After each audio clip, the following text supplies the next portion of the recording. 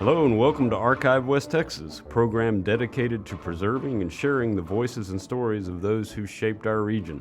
I'm your host, Gordon Wilkerson, joined today as always by our producer, Thomas Dye. We're pleased today to welcome David Weaver, who served for nearly 3 decades as the CEO of the South Plains Food Bank, to our show. Under David's leadership, the food bank expanded its reach, created a lot of innovative programs for youth and seniors, and became a vital lifeline for thousands across West Texas. David, thanks for joining us this morning. Oh, it's a pleasure to be with you, Gordon. Tell us a little bit about the Weaver family. How did the Weaver family get to Lubbock? Tell us a little bit about your parents and growing up here. Okay, well, of course, I grew up in Lubbock and love the city.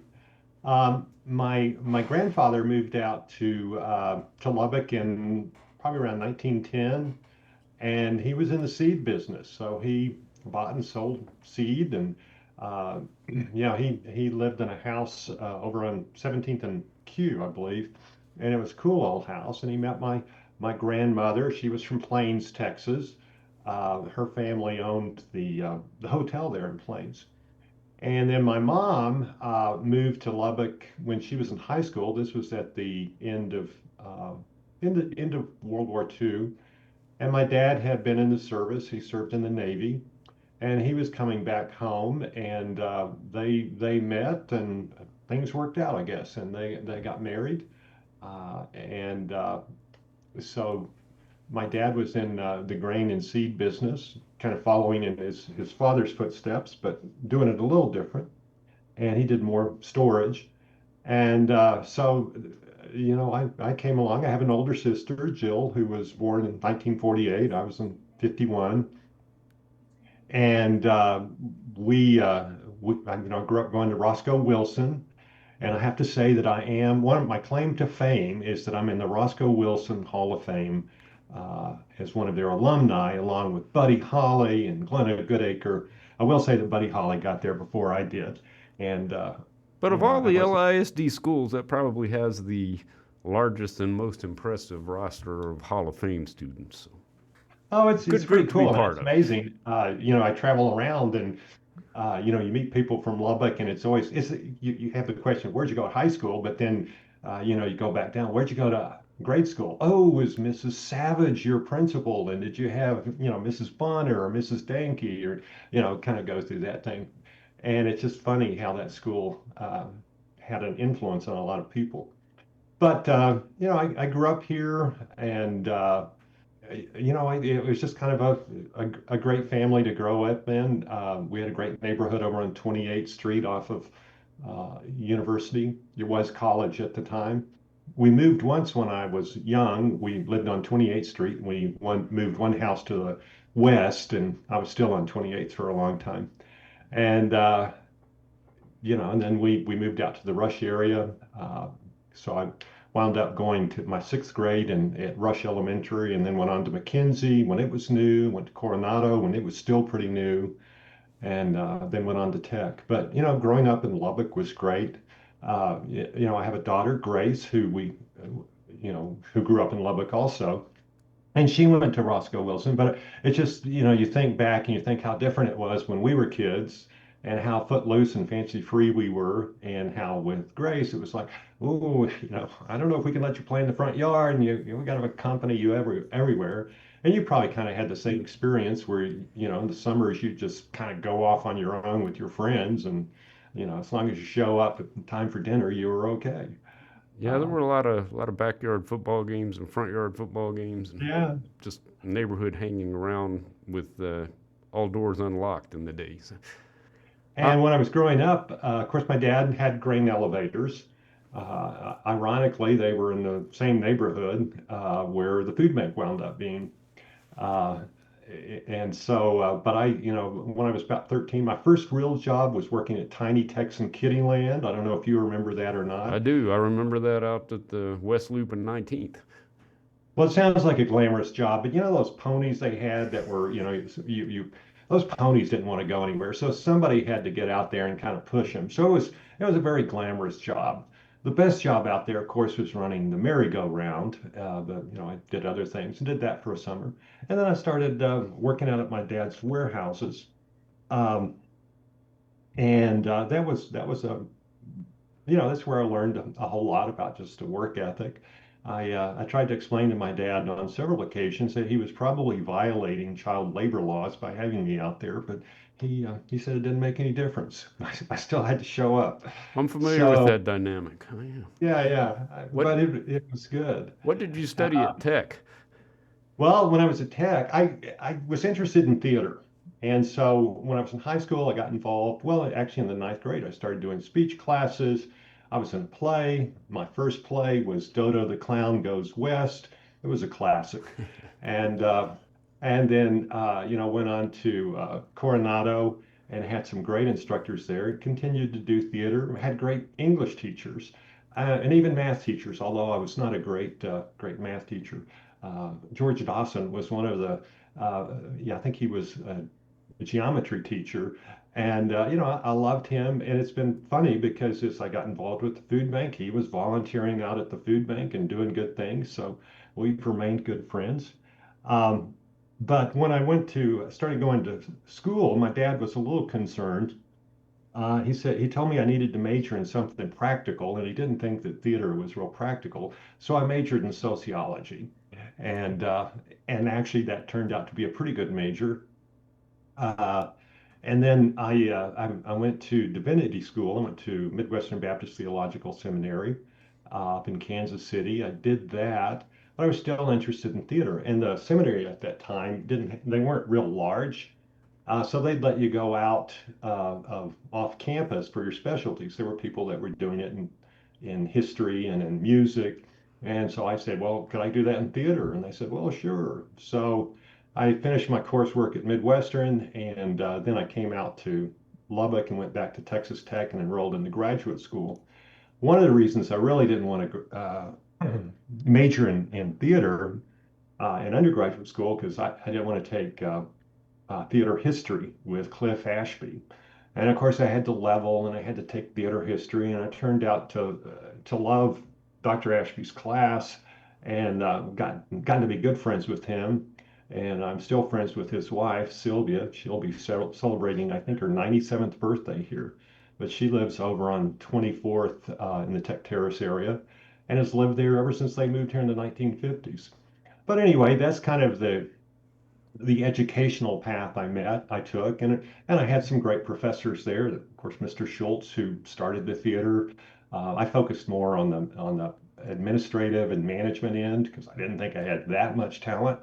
But Forrest Newland was, our design teacher, and he was just one of those teachers that if you were interested, he would take you under his arm, and he would help you. And I remember going to some theater conferences. We were in Chicago, and he made sure we went to the Art Institute and we looked at the architecture, and he was just a great instructor. So that was kind of my background. Of So, course, parallel to this, growing up, my family was very active at First Baptist Church, and so I, went through that, and still have great friends there. Still see some of my friends that I was in training union with, and I'll run across them. Uh, but got involved with the college ministry there, the 930 ministry with Dan Urie, and at the Baptist Student Union. There was Claude Dollins, and both those guys were influences on me. But they just encouraged you to ask questions, to, be open. If they saw a person's talent, they would encourage them to pursue that talent. And I think, just because they say, well, you should read the Bible. So I started reading it, and really, that spoke to me in different ways. I think, it's just I've always been fascinated by the Beatitudes and that, admonition to feed people. At the end of Matthew 25, there was the passage that says, I was hungry and you fed me. I was in prison and you visited me. I was naked and you clothed me. And say, when did we ever do that? And he said, well, whenever you do this to the least of me, least of these, you do it also to me. And so that's always been kind of guiding star for me, and probably shaped the way I felt about getting involved with the food bank and even doing theater. I can just see how theater is such an effective tool as far as storytelling and communicating different values. And one of the things I love about theater is it puts you in different settings, and you have to think about, well, this character isn't somebody I'd be. Why are they like this? And it just gives you a little different sense of understanding and empathy, I think. So That's a great backstory, and that will help our audience understand your commitment to the food bank. Let's take a quick break. We'll come back with David in a minute and talk about his transition from theater and divinity into working with the South Plains Food Bank. I'd like to remind our listeners that if you have a suggestion for a future guest on Archive West Texas, please email us at info@classical1057.org. We'll be right back.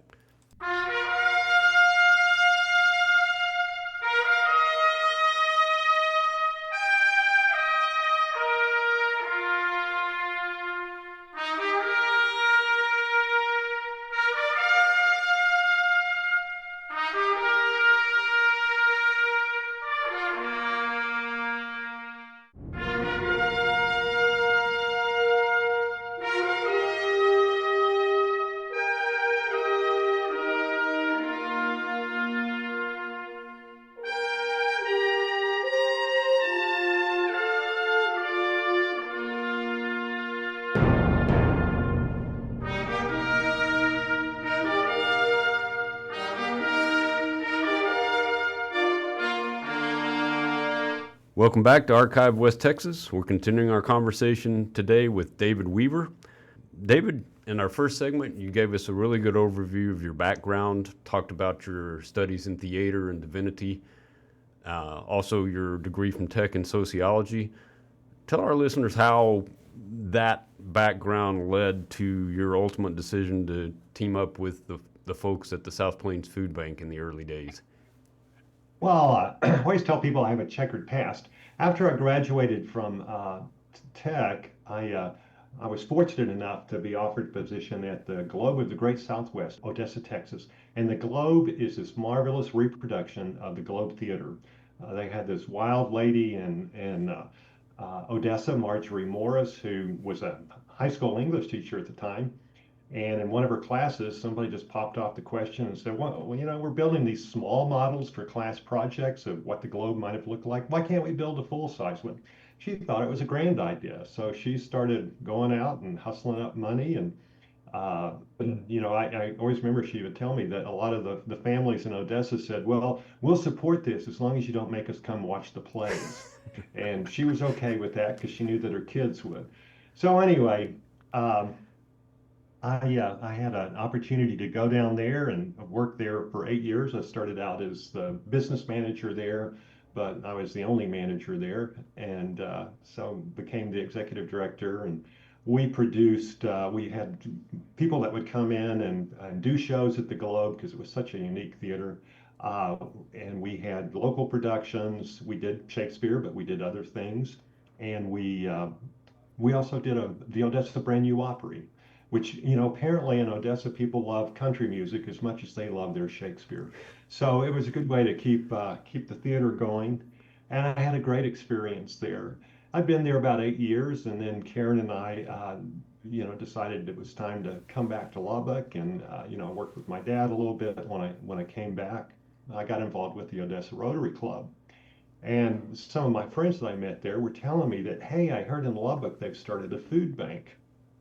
And I was real curious about that because I knew where the food bank was. I told you our warehouses were in the same area, over on Locust and 46th Street.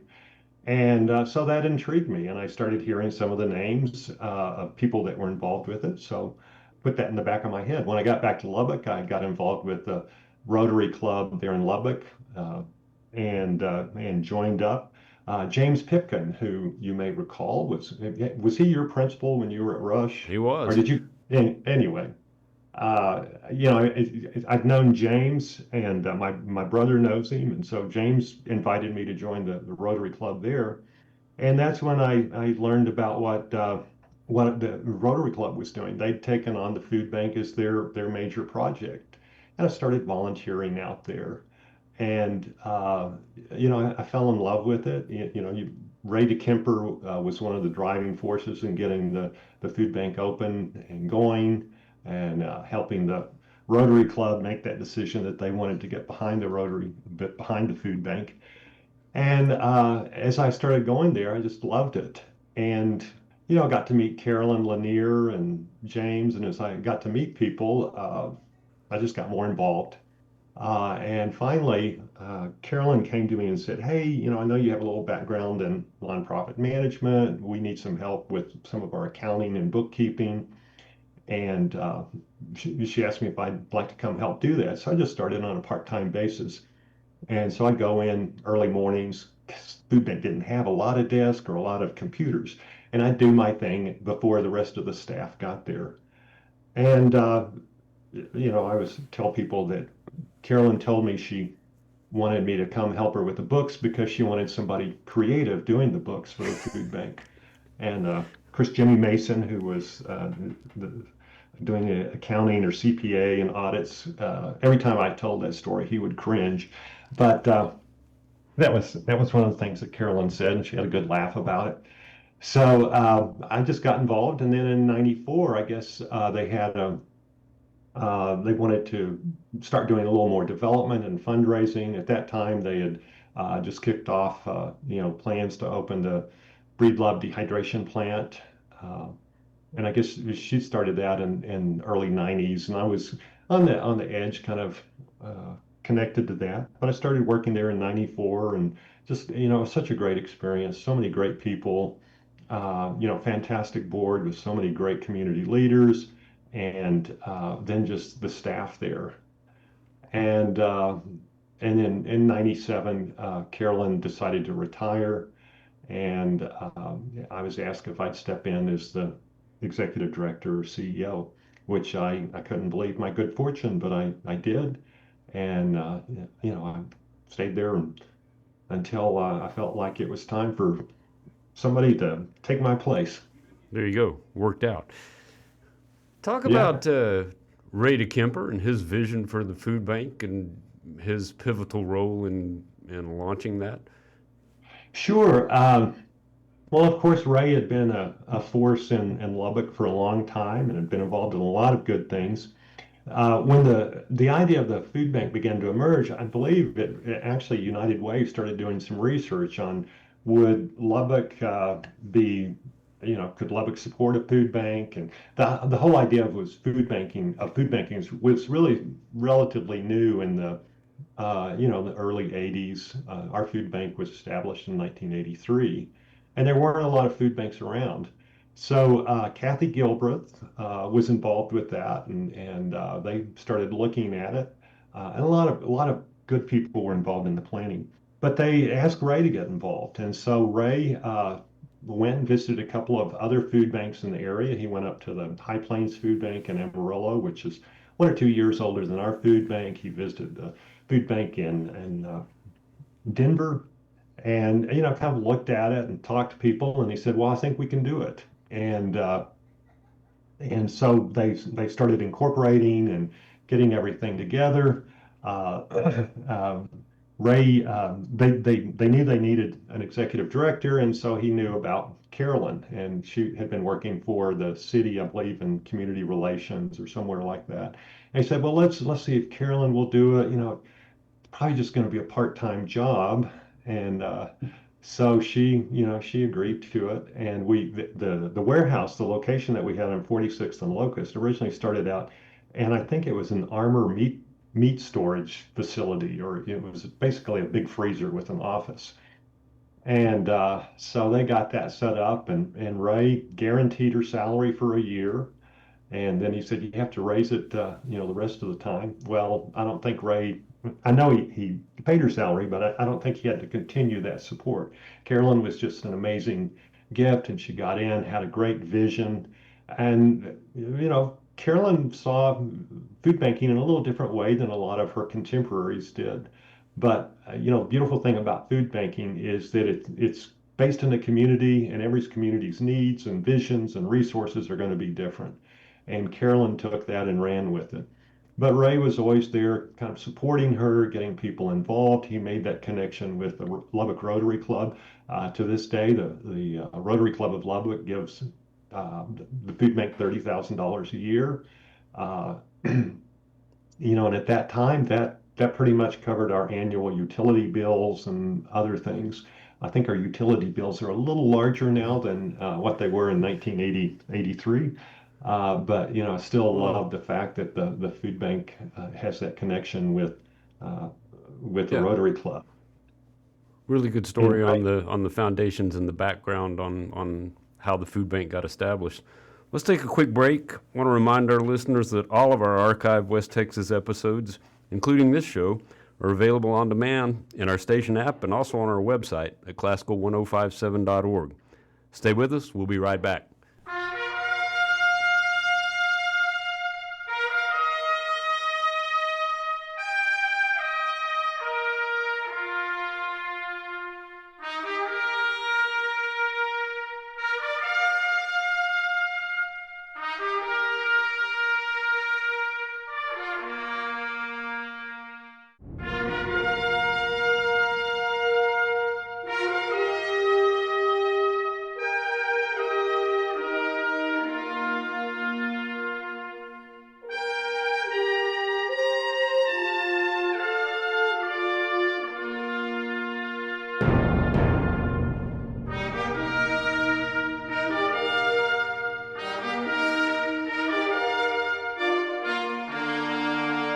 Welcome back to Archive West Texas. We're continuing our conversation today with David Weaver, who built a solid career with the South Plains Food Bank. In our last segment, David, you gave us a really good overview of how the organization came into being, specifically speaking to Ray DeKemper's role in that, and also Carolyn Lanier, Kathy Gilbreth, the Lubbock Rotary Club.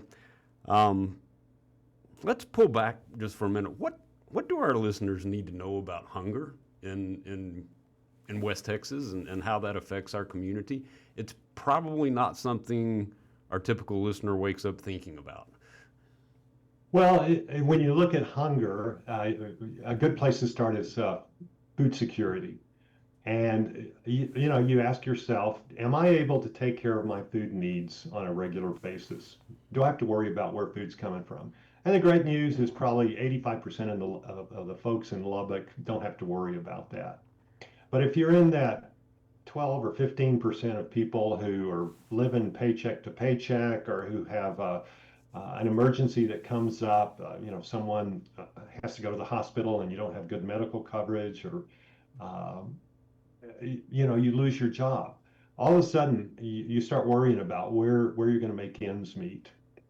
And then if you go even further down, and a lot of it looks at, what's your income on the poverty scale.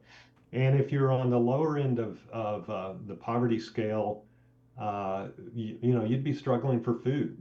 If you don't have housing, you may be on the streets looking for food.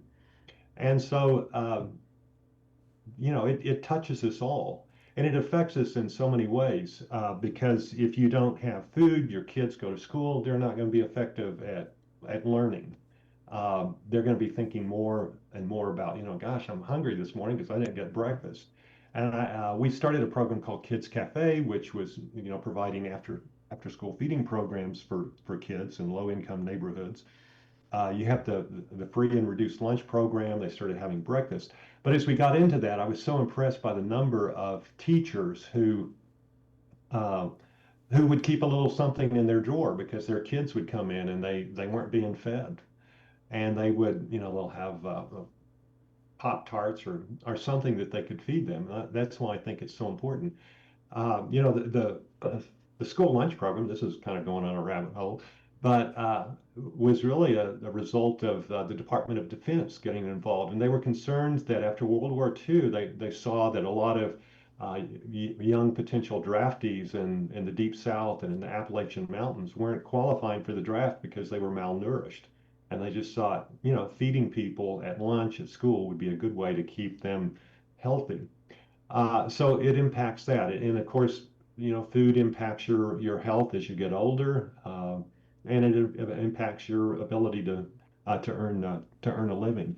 So it affects a lot of people in different ways. Another thing that I thought I had always found interesting was the number of schools in LISD that qualify for the free and reduced lunch program. And I think just about every school qualifies for that program. And I can't remember the exact thresholds right now, but at least 50 to 60% of the students at the school have to be living at or below the poverty level as established by the government. So, So, what percentage of our population has some form of food insecurity?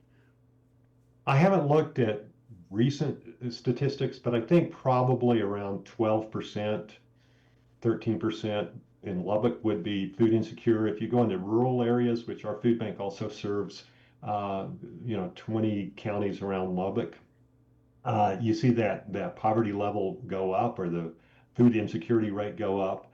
And then you break that out and you look at children's food insecurity, and in Lubbock it was probably around 15 or 16%. In the rural areas, it would be getting up to around 20%.